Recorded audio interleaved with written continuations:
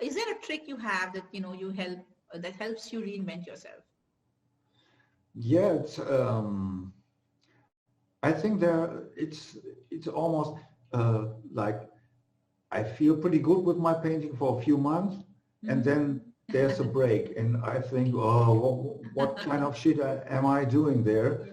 And then I try to do something new, which Mhm. I never did before, Right. but not so much as a challenge, but as a chance to try something different. Hmm.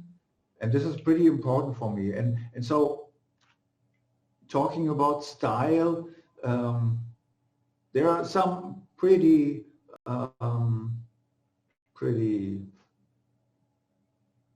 famous artists who have found their way, and they follow this way all the time, and Hmm.